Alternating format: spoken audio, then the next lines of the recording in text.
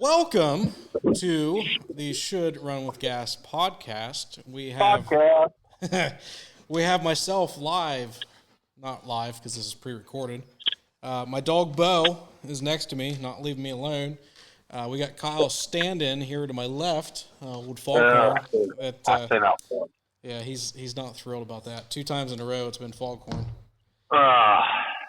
The relation there is terrible. All I can say is if you know the significance of Foghorn, then you're in the know. You know my shame. Yep, you know why Kyle does not want to be Foghorn. So, well, finally, what is it, May now? We did one in, I don't know, it's been like 2 months since we've done a podcast. I think it was February we did the last one. Was it? Okay. The life has been, oh my gosh, extremely busy. And we've said this before, that, we have lives. Yeah, and we're not bashful about finding way too much stuff for us to do outside of our actually careers. Right. So I guess probably the biggest thing that's happened that we'll talk about is the epic success of Kylesprings this year. That was absolutely phenomenal. And so we'll get into this, but me and Kyle, we were at an auction yesterday, and we kind of chit-chatted about what we was going to talk about today.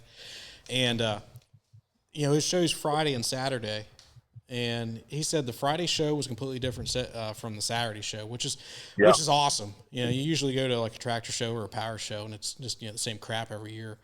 And for you to be able to have a show and to rotate that much stuff in and out of it, and to be a completely different show is just great.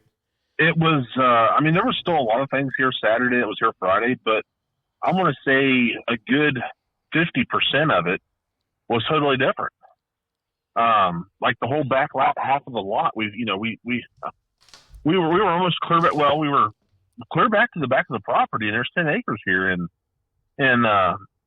like Friday afternoon, a lot of that stuff, rolled out, but Saturday morning, totally different stuff came in, and totally different people, totally different displays. It was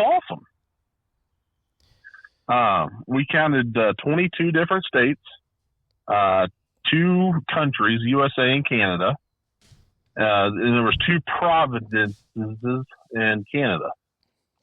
What were those? Well, what's the one right above us? Whatever that one is. Okay.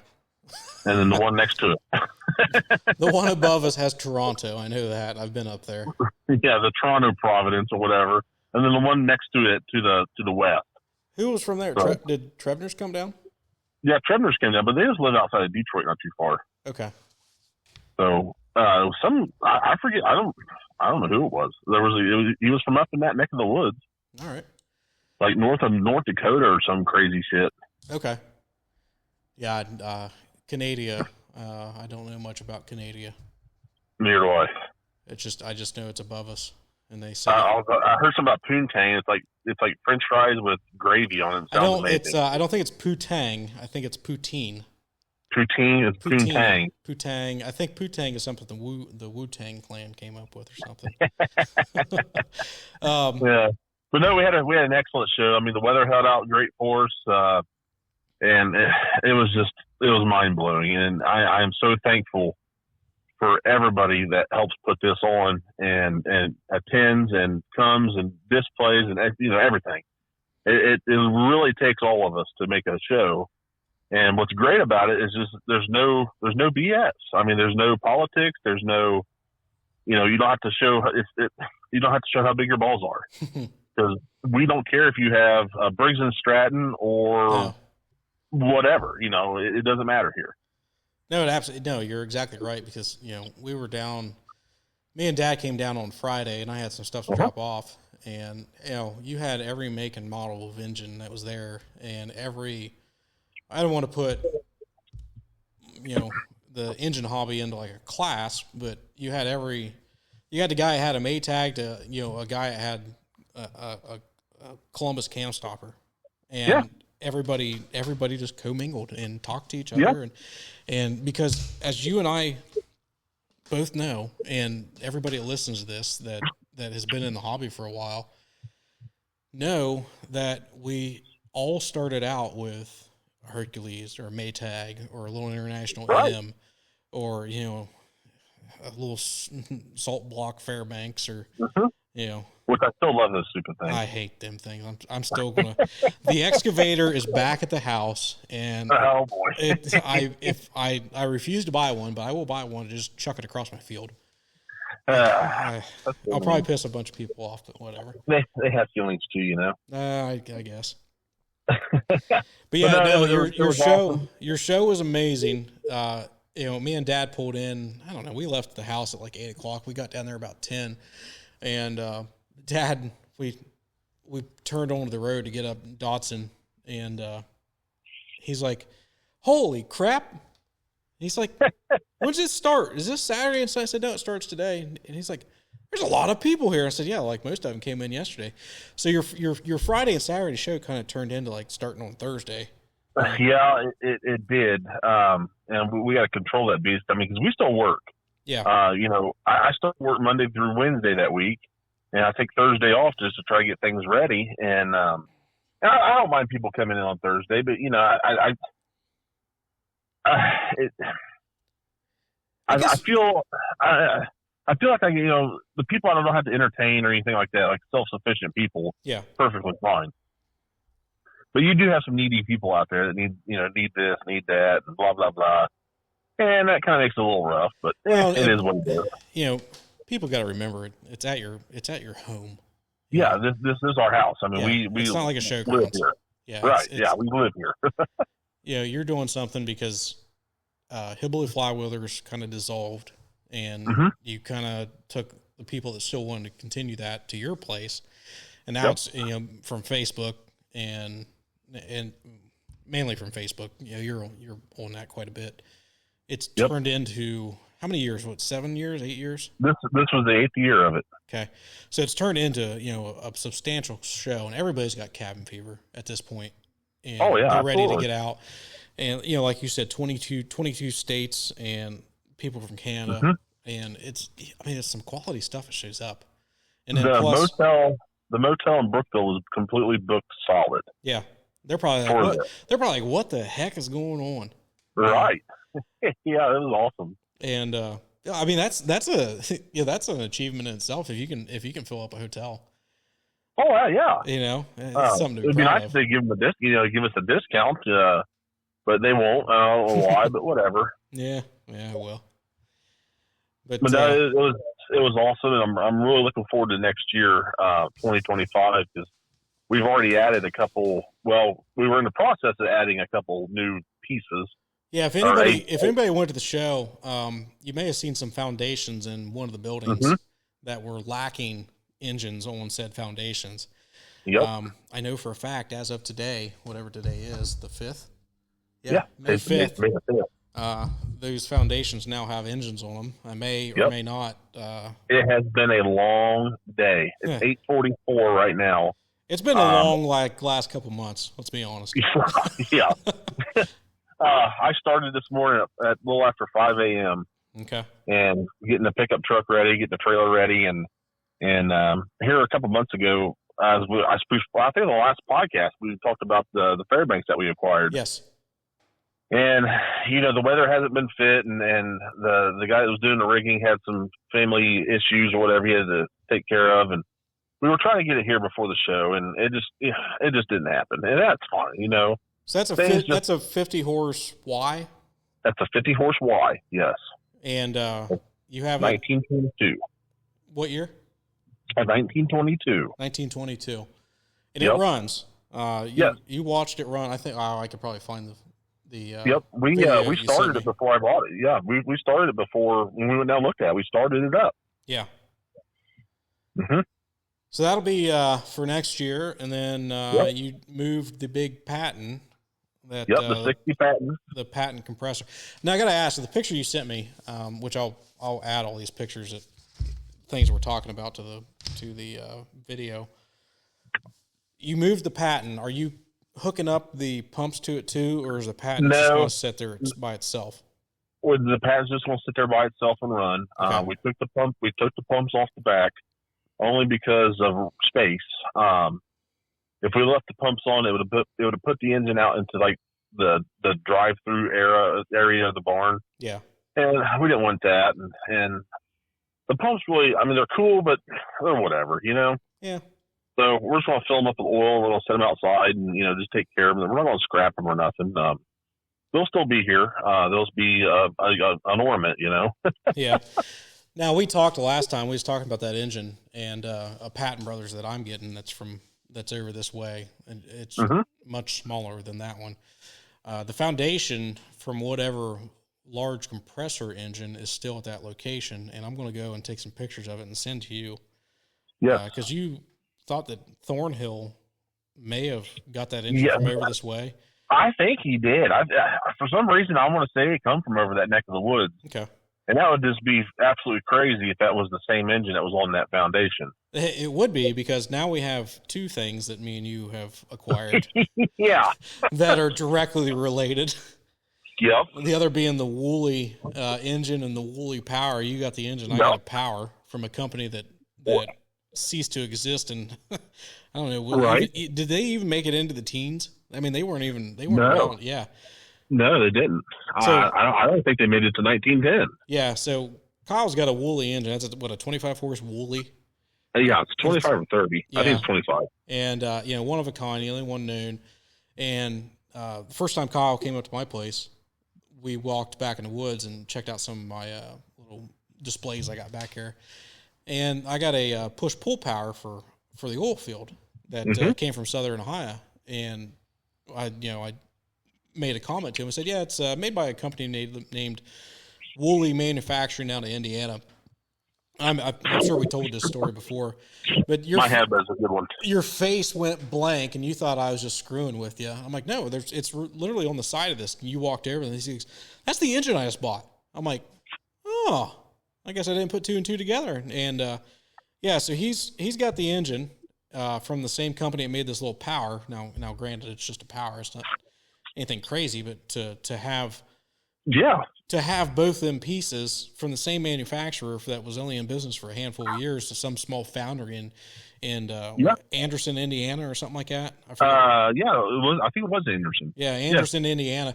And the neat thing about it was the nameplate. You could tell they used the same name plate when they did their sand molds. They used the same plate to press in the name of the company that was on his engine base is the same. It's the same lettering, same size, same everything. It is on this little power that I got. Well, so, I was here during our show here at the house. I was sitting in the big barn. And I was just sitting down taking a timeout because I was running like a chicken with my head cut off. And I was approached by a fella that I know him. Known him in the past and pretty good guy. And he goes, "Hey," "I got something you need." I said, "Oh boy." And he says, "I'll be right back." I said, "Well, hurry up because I ain't going to be here long."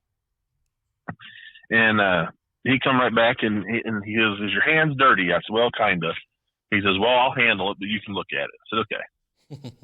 So it's an original catalog from the Woolly Foundry Company in Anderson, Indiana. And I said, "Holy crap." I said, "What's the chances of finding another one?" He goes, "Well, probably none." But he goes, "I'll sell you this one." I'm like, "Oh, shit."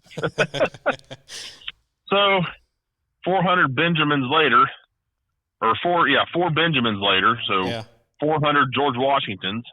I have this piece of paper that's about 20 pages long, and I can sit there and look at pictures. So I have to get you a copy of it. So you can have that. Yeah, I would love to see that. That's literally the most expensive piece of paper I've ever bought. And I got some pretty nice original literature from a lot of things that are oddball. And that's literally the most expensive piece of paper I've ever purchased. Yeah, I can't say I've paid more for anything. A couple $100 is the most I've paid. Well, I know, but just like we said, where are you going to find another one? There'll be a peanut pop up on eBay, Well, you messaged me, I think the day after the show, like Sunday or Monday after your show, and said that you had it, and I think I said, "Well, that was a deal." Yeah. I mean, I think my exact answer was like, "Well, where are you going to find another one?" I'm like, "Whatever the price is, just buy it. You have the engine." Yep. So it's like Justin Jenkins. Justin Jenkins down there in Virginia, he keeps telling me, he goes, buy what you can afford and sort your mistakes out later. Yeah. I'm like, well, that kind of makes sense. So me and Kyle was at an auction yesterday, and some guy walked up to us, and he quoted Justin, and I said, no. Buy what you can't afford, and then sell it when you need money. That's the theory. Yeah. That's the theory I go by. Yeah. Yeah, no kidding. So Kyle's not here, obviously, and I'm sitting in a garage. So I'm on the shop side of the garage, and I got a whole bunch of stuff that I've bought within the last 6 months. And well, I seen the picture there on Facebook. Holy crap, son! You're almost loaded to the gills. Yeah, well, this side of the garage is. I'm about due to buy another one, but I got the Minneapolis cross motor tractor sitting next to me, and then I got my Minneapolis. Well, yeah, your Minneapolis. Well, you got my oil city, so. And then there's that Schwarz generator that I bought. Yeah, that was a cool piece.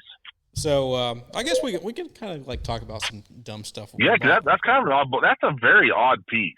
So if you're not familiar with it, which I'd say maybe 98% of people probably aren't, the Schwarz Electric Company was based out of the Indianapolis Speedway.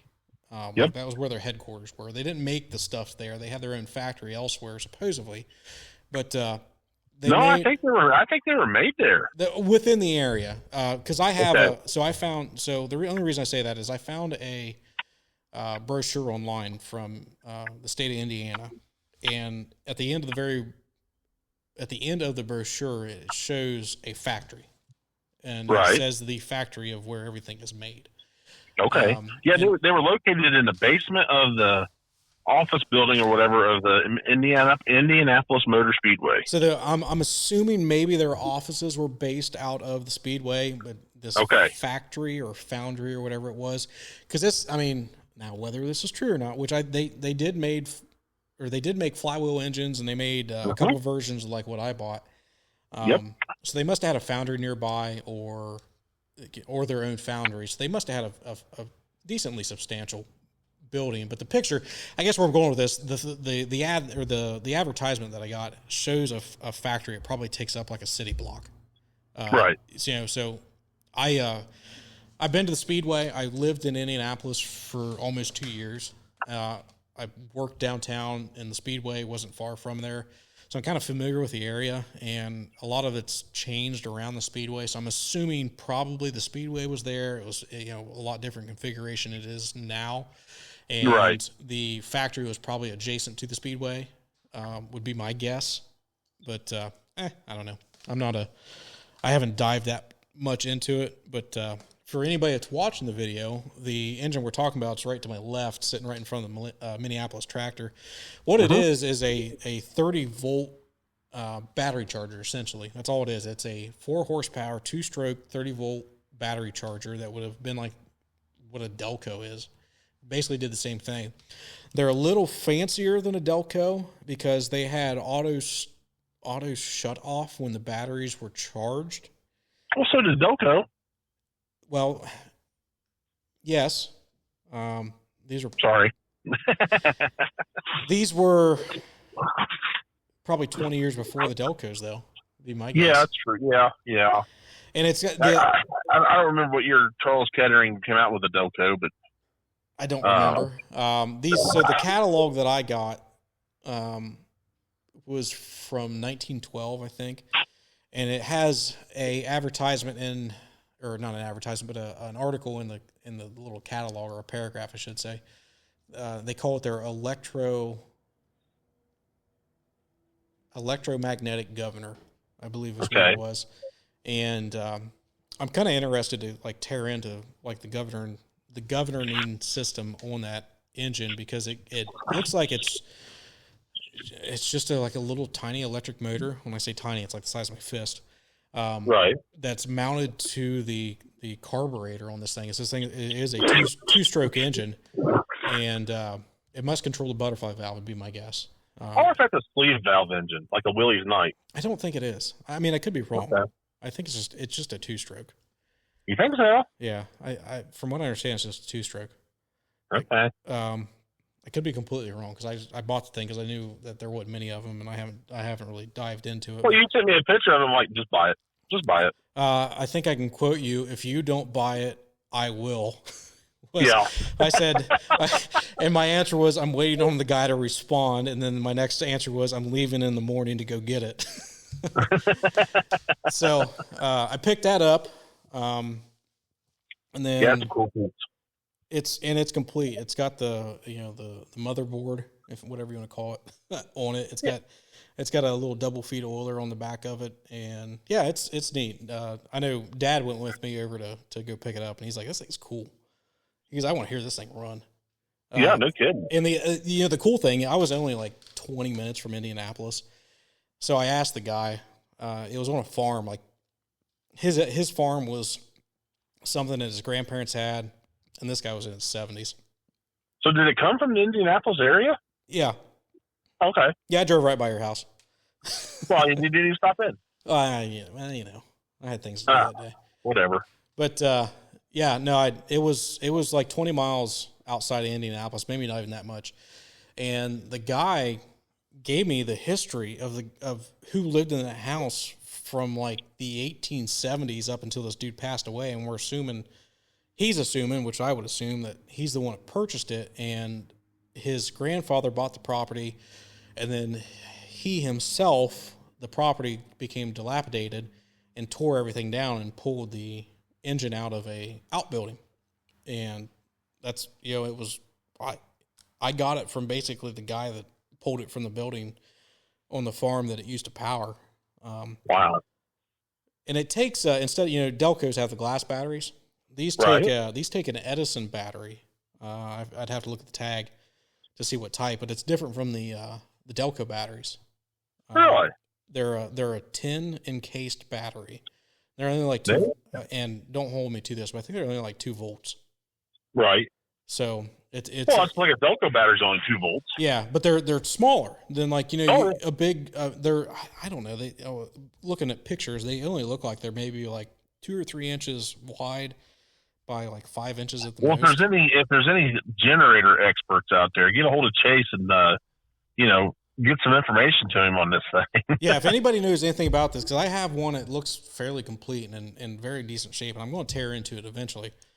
But that'll be another awesome episode of Cast Iron Curiosity. Yeah, it's going to end up on there. It'll end up on the YouTube channel. But yeah. So I bought that, and I bought a York horse and a half York parts kit. And when I say parts kit, it's all it is just a block and a sub base, and that's more like a puzzle that you bought at a garage sale. It's missing about 30 pieces. Yeah, pretty much.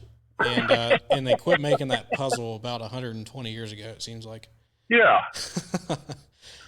So I talked to a couple people that have the exact engine I have. Now I'm in the process of trying to find somebody that will loan me a complete engine that right. They're gonna have somebody copy parts off of. So, right. But hey, half the battle is getting it right. Well, yeah, exactly. I mean, it's bought, it's paid for, it's sitting there, it's not eating nothing. Not, it ain't taking up any real estate really, and not really. It's taking up a pallet. I got the entire thing I bought: the cart, the engine, and the boxes that came with it, sitting on a pallet. Hey, to me, that's better than money in the bank right now, I think. And I got pallet shelving that has open spots, so it can go up there until I get the rest of the crap for it. There you go. So, I think that's like the 2 biggest things I bought. I bought it. There's a little weed. Well, you picked up a really sweet ass 15-horse Reed. Oh yeah, I forgot about that. Yeah, I wasn't planning on buying that. So the same weekend I bought the York. The York was on. So I was in West Virginia trout fishing.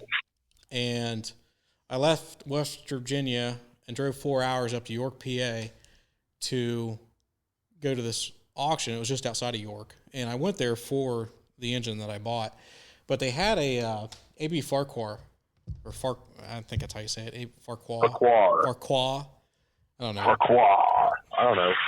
And put your pinky up when you're drinking your glass. Yeah. So I went there thinking like, maybe it'll go for a decent price and I'll buy it and I'll find somebody else that wants it more than me and I'll sell it.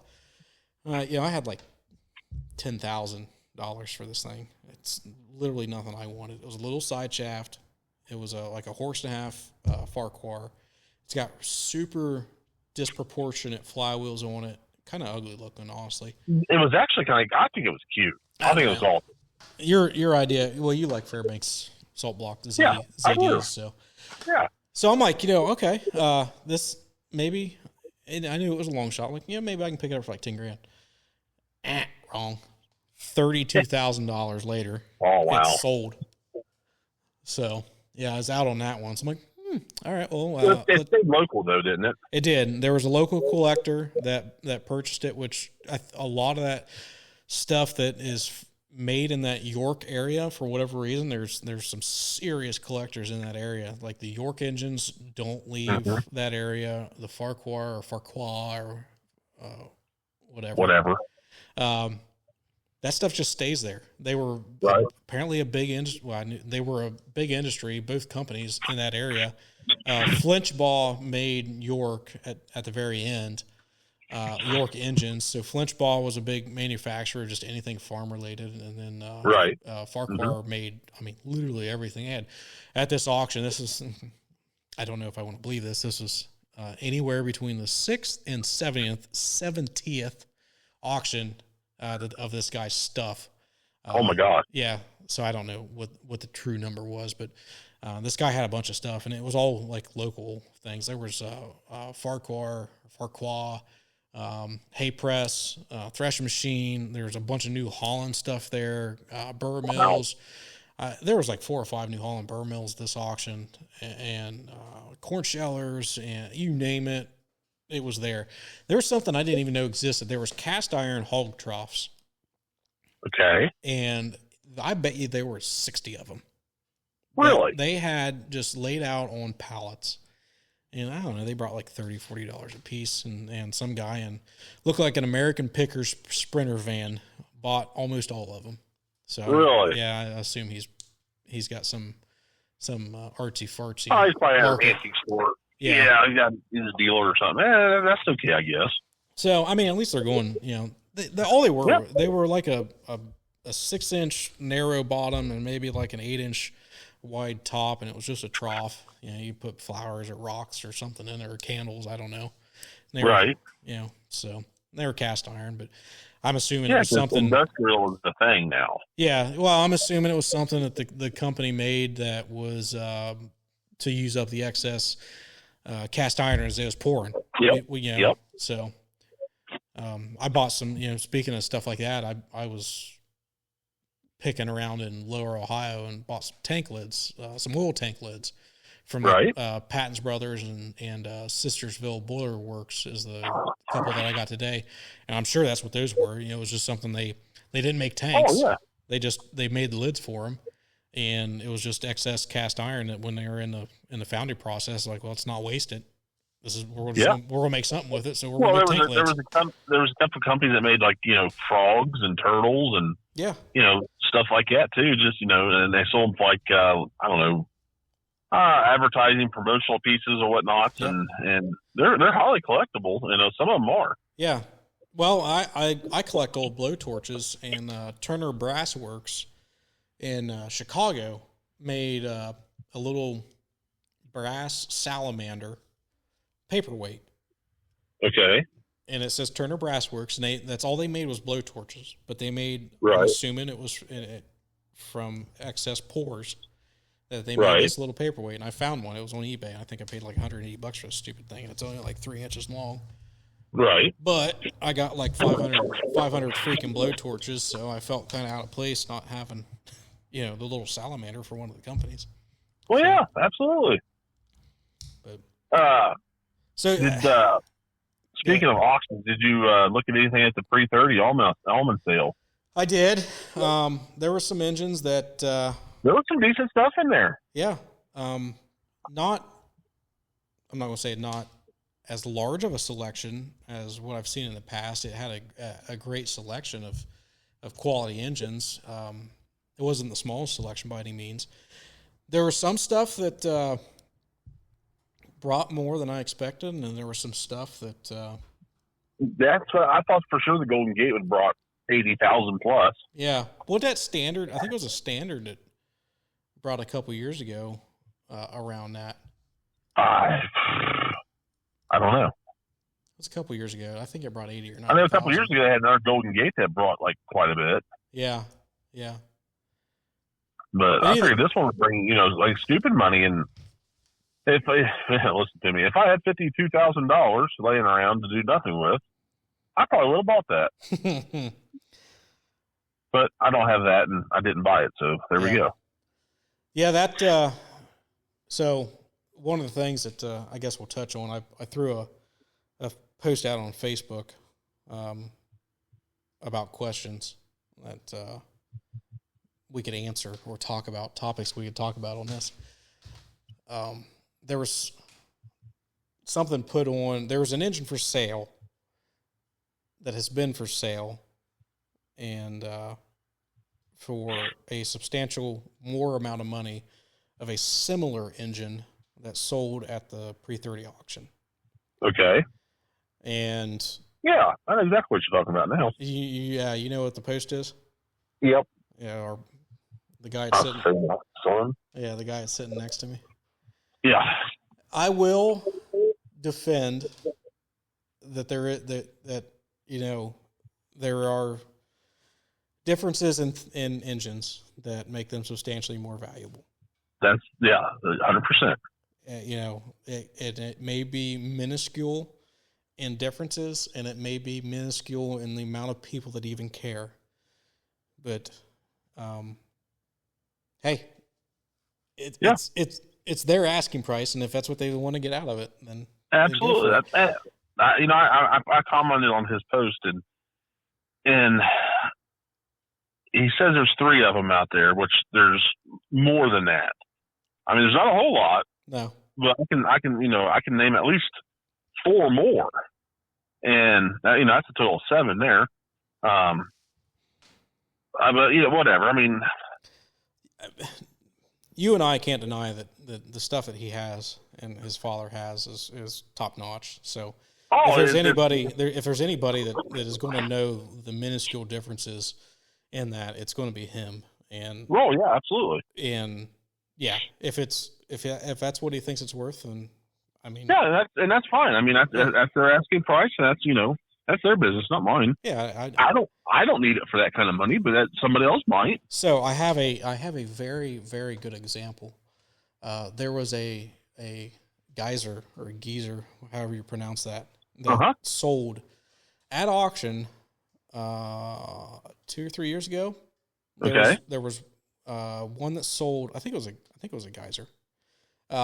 Anyway, long story short, there was one that sold it for $90,000, and then 2 or 3 weeks later, there was another one in very similar condition that came up for auction, and the auction company was like super excited, like, oh yeah, it's just like the one that just sold for $90,000, and Roosevelt bought it for 17. Right. So all it takes is at an auction for 2 people to want the same thing and to make a price go crazy. And I ain't so sure that one that just sold for 90,000 is the one the one that sold for 90,000 ain't the one that just sold again Friday night. I believe that it was probably the same one. I could be wrong, but I believe it was probably the same one. Right. And that's fine, things like that do happen. Well, and that reed, we started talking about that reed that I bought. So earlier this year there was an auction. I'm not going to put prices on anything, but there was a auction earlier this year that had a 15 horse reed at it, and then a 20. I forget what horsepower, but it had a traction engine at it, and like a 25 Altman Taylor traction engine. And it wasn't far from where I live. And so me and Dad met me at my office at work, and we drove down and went to the auction. So this reed sold for what a running reed would sell for. Just put it that way. Okay. And this thing was stuck, sitting in a pile of weeds and missing pieces. So if you know what a running reed sells for, and we'll just say on like the lower end, less than 2,000. Right. Less than 2,000, but above 1,500. And so somewhere in that price range, this guy purchased it. And he wanted an engine. He's an older fella. He wanted an engine, and I was there. Windland was there, and me and Tom were standing next to each other, and we just kind of looked at each other when it went above $1,000. We're like, holy crap, who was buying this thing? So this guy bought it, and he was going to take it home and yada, yada, yada, get it running. I think he figured out it was more of a project than what he wanted it to be. And he did a little bit of work to it. He cleaned it up, cleaned all the leaves out of the bed plate and some things like that. And not a whole lot of work done to it, but he put it on skids and put it on a little military cart, which that little stupid military cart fell through the freaking trailer floor because it's got the little, I don't know, they might be like 10-inch diameter wheels. Right. So have 4 10-inch diameter wheels with like whatever a reed plus those big timbers that are underneath of it weigh.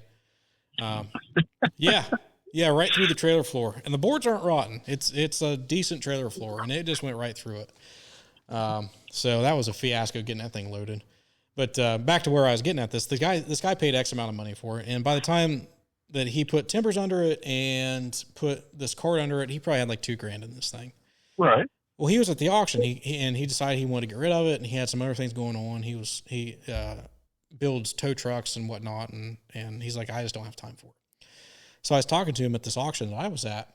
It was the day after I bought that York. I'm like, yeah, you know what? I'd kind of like to have this read. I kind of got an idea what I want to do with it, but I'm not going to spend a whole lot of money. And I was talking to the owner, and he's like, oh, you know, I'd really like to get like $1,500 back out of it. And he goes, I know I'm losing money, but you know, I can't do it. It's too much for me. Right. So I said, well, I'm going to go like 800 on it. You know, it's right. Like, you know, it's stuck, but it's all there minus the governor and a hot tube chimney. And I'm like, you know, that's a fair price for around here. I'm in a little country. I can find them around here still on the oil wells and get them for scrap price. Right. Absolutely. So it goes up and it sells. And I think I bid like 3 times, and my opening bid was $100, and I had 2 more bids after that. So you could probably do math. Most auctioneers go in increments of $100. So you can kind of guess what I paid for it. And I felt bad for the guy because, you know, what he had in it, and he put it on, you know, some nice oak timbers, and, you know, he lost his butt on it. That's right. For sure. But I ended up with it, and I'm going to take it down to the Country Crossroads show that's in October. That will be an awesome setup. I'm going to take it down there. I've tracked down a reed power that I'm going to put with it and make a small shackle line or a rod line display down there. Right. Just to, you know, something different. I don't know. Kylesprings has one. Cumberland Valley, I think, has a rod line display. I don't know if I'm sure there's more out there, but, you know, for as many people, which you were there last year, for as many people and kids and things like that to show up at that show, I think that'd be neat. Have a big power and a reed engine and some lines going over to some fake wells. I've already got the grasshopper jacks, so I agree 100%. It'd be a neat little display, and I just leave it down there. I'm not that much money into it. It's not going to kill me for it to. I mean, I don't have the room for it here anyway, so. Right. Yeah, it'll help add to that display that they got going on in their show and everything. And man, I'm really looking forward to next year in that show because that's just an awesome show. Yeah. Make sure you bring Bo so he can ride the train. Oh, absolutely, for sure. For sure.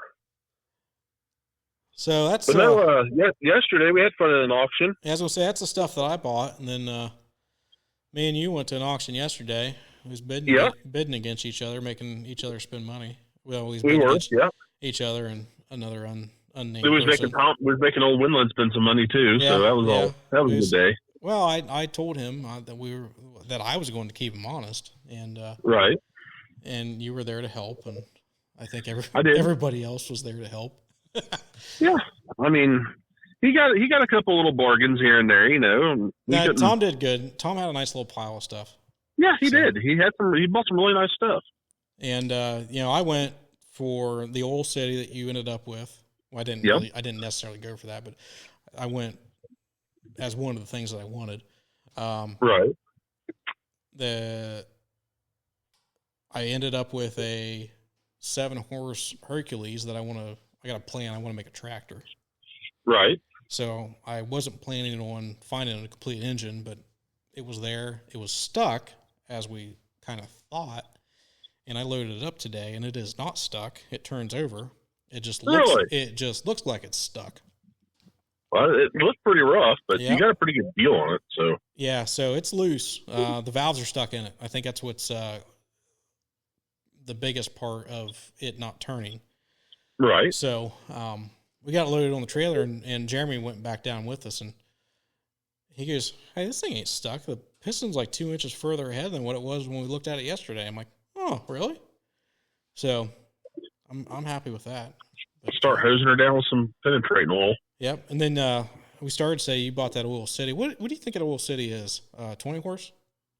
No, I think it's a 15. You think it's a 15? Yeah. There was a Oil City Boiler Works engine that was in pieces. I mean, every... Oh, it's a puzzle. Yeah, every bit and piece was taken off this thing. And what'd you say the crank was dropped? Who dropped the crank? The auctioneer told me that they had dropped the engine and bent the crank, and they sent it up to New York and had it straightened and polished, I think. Okay. But I don't know, but the timing just doesn't add up. I don't want to say he's full of shit, but I think he's full of shit. Well, because the auctioneer and the guy's stuff that was sold, I guess, were really good friends. And they've been friends since correct. Like they were teenagers. That's correct. But I don't think. I mean, the plastic wrap that's on the crank now is clearly a lot older than a couple weeks. Okay. So this wasn't a recent thing. No, I don't think so. I think this happened quite a while ago. Okay. But regardless, hey, the crank is straight. I mean, I put a straight edge on it. It's just you can't. If there's going to be any wobble to it, I'll be damned. Well, I'm glad you got my engine home safe. Yeah, I'm glad you keep my tractor for me. So I'm actually looking at it as your tractor as I'm talking to you. So. But Mother's Day is coming up, whenever it is. Yeah. You want to get your mom an engine or something? Well, I was going to say, there's probably not that many mothers out there that are much into engines. So, well, I tell you what, I think there is. Mark Mahoney. We did a podcast with him back at Kylesprings. I might be seeing Mark. I might be seeing Mark next week. Okay. Well, his mom, I guess, she's into engines pretty hot and heavy. Yeah, she just got a Foose, 6-horse Foose. Yeah, little six horse tank cooled Foose. Yeah, that's pretty sweet little engine. Yeah, I'm happy for it. Heck of a restoration on that. Yeah, it's beautiful. But I guess where I was going with that is as a reminder to all of us that Mother's Day is coming up, and you should probably get your mother or your wife something nice that doesn't necessarily have to be engine related. Maybe just get them something, preferably, but maybe get them something to show your appreciation for putting up with this hobby. So, absolutely. Go on a date night, take her out to Red Lobster or something, or go to the movies. Something nice. Yeah, take her down to the old Dairy Twist and. Yeah, there you go. The old, take her out, get her an ice cream cone or something. Yeah, just have a date night. Right. That's my public service announcement. Well, what's coming up for show wise?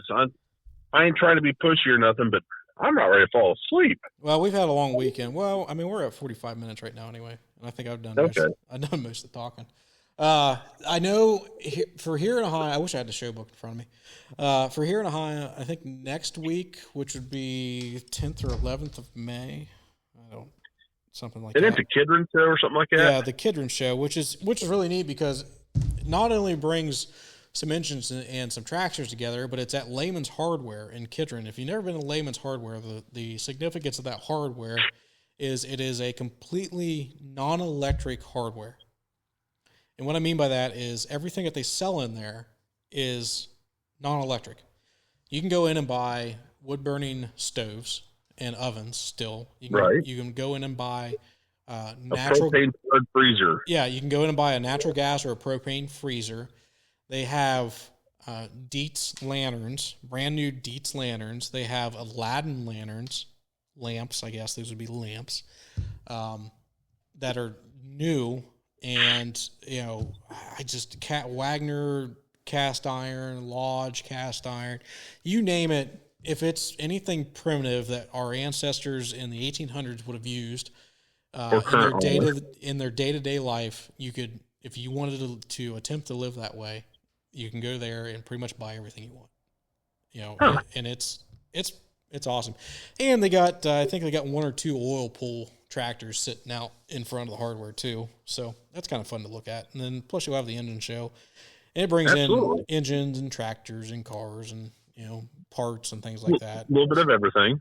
Yeah, it's not a huge show. You can, I don't know, an hour and a half, if you really weren't looking, you could see everything. Right. I know Dad's going up to that. There's an auction that weekend that I'm going to probably run to and try to buy some more junk that I don't need. But there you go. So that's next weekend. After that, me personally, I don't have anything on the books until like Cool Spring. Portland fall or spring swap meet's coming up. Yeah, they still rub me the wrong way. So I understand that, but it's coming. Yeah, Portland definitely good to go to. Yep. I'll hopefully just go 1 or 2 days. It just depends on the work schedule. But other than that, it's just kind of about all I know of.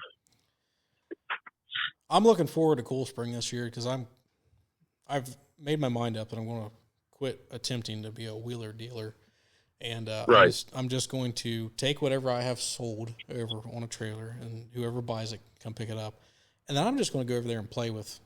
I'm going to be an engineer and play with whatever's over there at Cool Spring and just enjoy that. Well, that's kind of what we're planning on doing too. I try to beat that field down and try to find deals and everything else, and it's just like, I just don't need anything else right now. Well, and then you got it's like a competition with a few engine jockeys, right? That you might as well not even waste your time because they're racing up and down the aisles in their golf carts. Well, we're going to take the camper this year, and we're going to camp out, and we're going to run some engines that don't belong to us and have a good time. I got to ask, we was talking about your Woolly earlier. Are you still planning on taking that over? We have fixed a few things on it first, but yes, it's eventually going to end up there. Okay. That'll be a nice addition to there. It was there once, a year or two ago? 2 years ago. When you picked it up over there? Yep, picked it up there. Chris Alston went up to New York and picked it up, and took it to Cool Spring, and we picked it up at Cool Spring and brought it on home here. So, speaking of Cool Spring, I guess we should kind of fill everybody in something to look forward to. We're looking at doing a episode or 7 because of who's going to be in the episode on ignition based podcast, I guess, talking about ignition and different ignition systems. I don't know if it'll be, I don't know how it's going to turn out as far as if it's going to be like a how-to or just an infomercial or what it's going to be. Right. We got a couple guys lined up that are super intelligent, way more than myself. Rocket surgeon. Yeah, literally. And talking about ignitions, everything from hot tube to flame ignition to, just down to your Wycos, your basic stuff.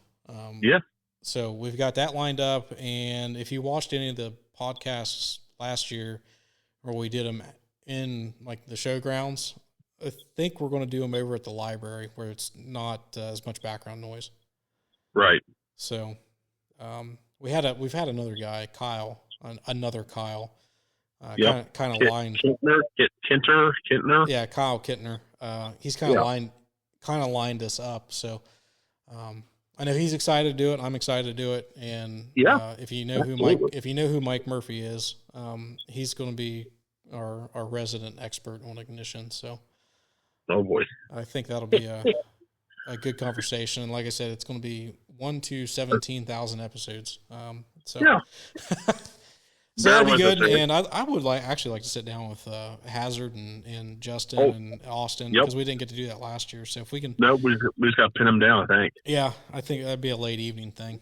But we'll have the camper there this year too, so that'll be easier. Yeah, so it'd be nice to be able to pin a few guys down, and I've got some stuff cooking with Hazard, same as you have.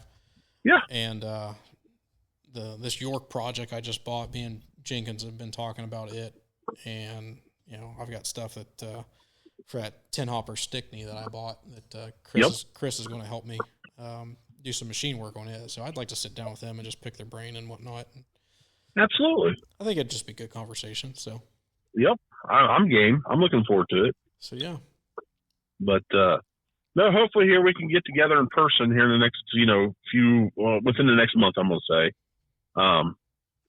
Hopefully things kind of simmer down for myself here.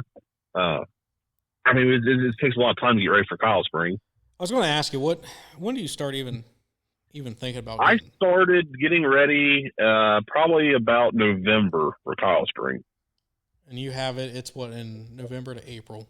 So you have from November to April more or less getting ready, which you had done some additions. You added a lean-to your we added some stuff there last fall, Yep.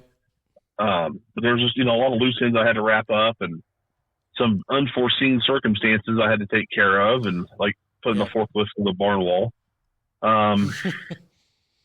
Just things. But I'm going to say within the 2 months before Kylesprings, that's when it really gets serious around here. Yeah. I basically just kind of quit talking to people and become a hermit. About the time that the winter weather breaks, I know that me and you would message about every other day, and from about from about when winter weather breaks in Ohio, you kind of fell off the face of the earth. Oh yeah.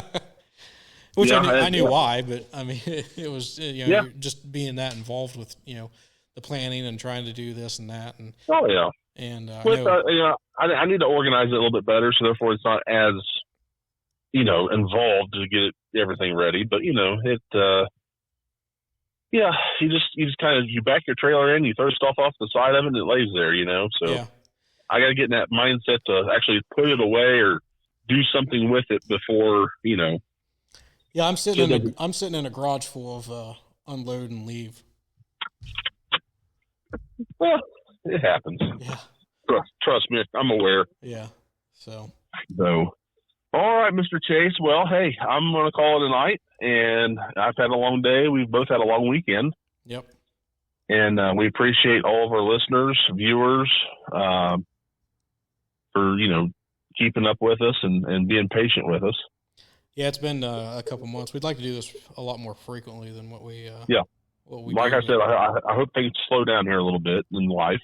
Yeah, but both of us have demanding jobs, and try to fit this in, and I try to fit this in, plus try to actually get engines running, which is unusual for me. So, right for the YouTube channel. That if you guys don't know about my YouTube channel, I'm going to do a shameless plug here.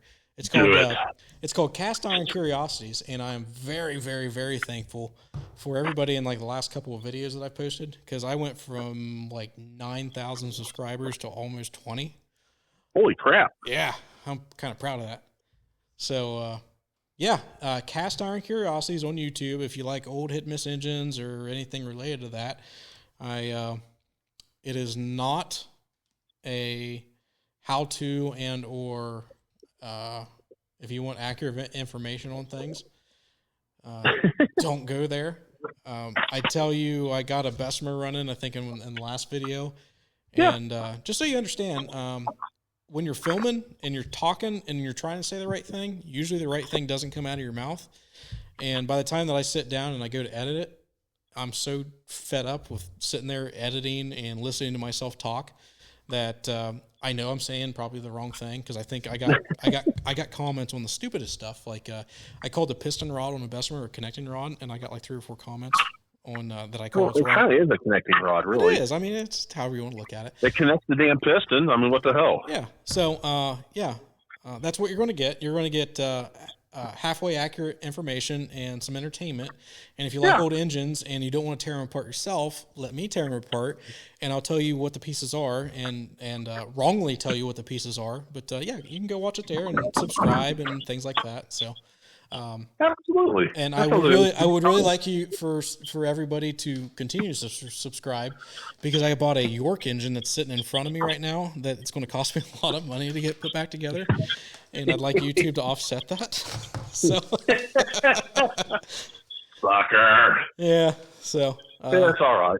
But yeah, hopefully in another month, me and you can get back together in person. That'd be great. I'll drive down to you. So. Well, I can come up to you, hopefully, and get a Saturday off, and one of the two. See how it goes. But either way, we'll get together and do another one of these and try to be a little. We could always put an office in at Tom's house. He's halfway in between us. Yeah, we don't even need him to be there. No, we just need access to an area. So, it'd be funny. What's that? I'm sure he's got outlets on the outside of the house. We just show up and set everything up on the back patio. All right, listeners. All right. Thank you guys very much. Yep. Thank you for listening. Every comment, like, share, things like that. I see it. I share it with Kyle. I'm the one. Absolutely. I'm the one that runs the Facebook page that we now have. So if you're not, if you're not on the Facebook page, I kind of post to it. You can follow us on there and listen to us on YouTube and Spotify. And I'm going to say this until I do it. I will probably add the podcast to another podcast platform at some point. Until then, I'm going to keep saying it. So there you go. All right, Mr. Chase. Hey, have a good evening, buddy. Well, it's been a long weekend. We'll chat at you next time. Tomorrow's Monday. Bye. See ya.